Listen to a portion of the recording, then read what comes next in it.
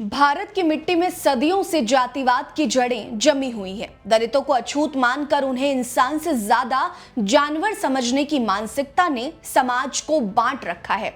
ऐसे में अगर कोई इन मनुवादी बेड़ियों को तोड़ने की हिम्मत करता है, उनकी बनाई दीवारों को चुनौती देता है, तो उसे चुप कराने के लिए या तो उसकी आवाज दबा दी जाती है या हमेशा के लिए खामोश कर दिया जाता है। ऐसा ही कुछ हुआ था एक दलित आईएएस अधिकारी के साथ, जिन्हें सिर्फ उनकी जाति और उनकी ईमानदारी की वजह से मनुवादी गुंडों ने मॉब लिंचिंग का शिकार बनाकर बेरहमी से मार डाला। नमस्कार, मेरा नाम है रीटा। आज की वीडियो में मैं आपको उस दलित आईएएस अधिकारी जी कृष्णैया के बारे में बताऊंगी, जिनकी कहानी दिल को झकझोरने वाली है। तेलंगाना के महबूब नगर के एक गरीब दलित परिवार में जन्मे जी कृष्णैया का बचपन अभावों में बीता। उनके पिता कूली का काम करते थे और परिवार की आर्थिक हालत इतनी खराब थी कि जमीन का एक टुकड़ा भी उनके पास नहीं था। लेकिन जी कृष्णैया ने हार नहीं मानी। दिन में वो अपने पिता के साथ कूली का काम करते और रात में लालटेन की रोशनी में पढ़ाई किया करते। उनकी मेहनत और लगन ऐसी थी कि उन्होंने न सिर्फ स्कूल पूरा किया बल्कि पत्रकारिता की पढ़ाई भी की। कुछ समय तक वो लेक्चरर बने, लेकिन उनका सपना बड़ा था। वो आईएएस बनना चाहते थे ताकि समाज की सेवा कर सके।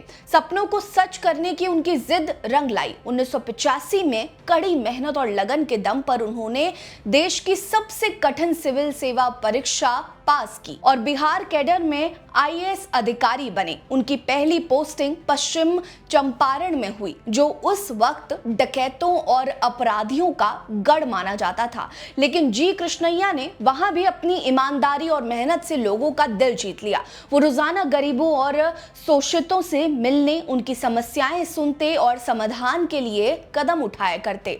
भूमि सुधार जैसे मुश्किल कामों में भी उन्होंने भूमाफिया से लोहा लिया। 1994 में उनकी नियुक्ति गोपालगंज के डीएम के रूप में हुई, जहां वो अपनी साफ सुथरी छवि और मेहनत के लिए मशहूर हो गए। लेकिन किसे पता था कि उनकी ये ईमानदारी और दलित होने की वजह से उनकी जिंदगी का अंत लिख देगी।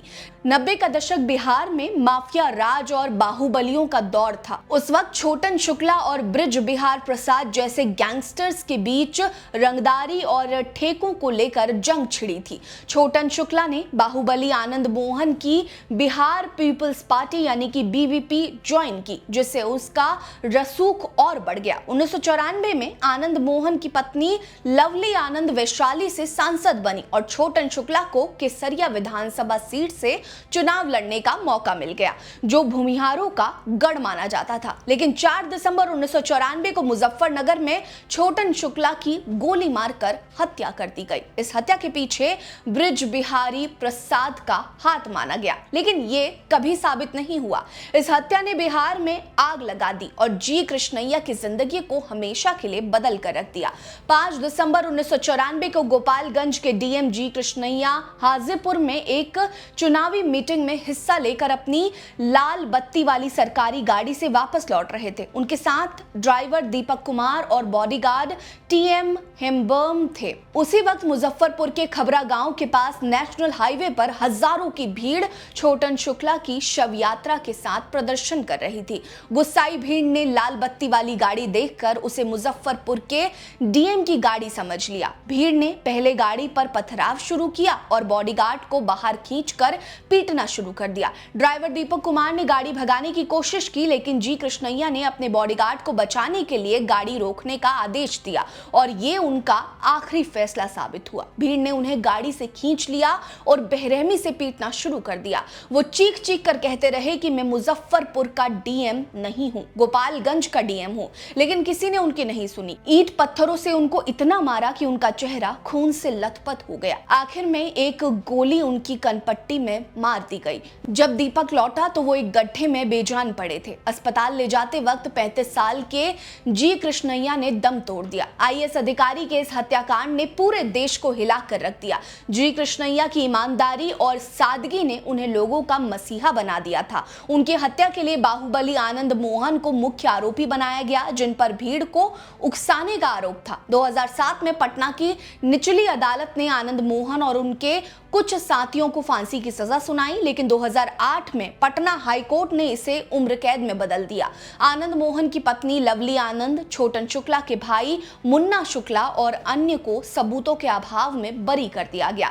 लेकिन कहानी यही खत्म नहीं हुई। 2023 में नीतीश कुमार की सरकार ने जेल नियमों में बदलाव कर आनंद मोहन को रिहा कर दिया। इस फैसले ने जी कृष्णैया की पत्नी उमा कृष्णैया का दिल तोड़ दिया। 30 साल की उम्र में विधवा हुई उमा अपनी 5 और 7 साल की 2 बेटियों के साथ हैदराबाद चली गईं। उन्होंने सुप्रीम कोर्ट में आनंद मोहन की रिहाई को चुनौती दी, लेकिन उनकी जंग आज भी अधूरी है।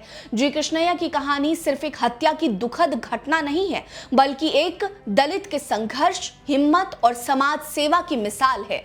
कूली से लेकर आईएएस बनने तक का उनका सफर हर उस इंसान के लिए प्रेरणा है जो मुश्किलों से हार नहीं मानता। उनकी हत्या भले ही मनुवादी सोच और बाहुबलियों की साजिश का शिकार हुई, लेकिन उनकी विरासत आज भी जिंदा है। बिहार के लोग उन्हें गरीबों का मसीहा कहते हैं, जिन्होंने अपनी जान की कीमत पर भी दूसरों की सेवा की। वहीं आनंद मोहन की रिहाई ने भी कई सवाल खड़े किए। इस पर आपकी क्या राय है? कमेंट सेक्शन में हमें जरूर बताएं। वीडियो को लाइक कर लीजिए, चैनल को सब्सक्राइब करना मत भूलिए। हमारे साथ बने रहिए। नमस्कार।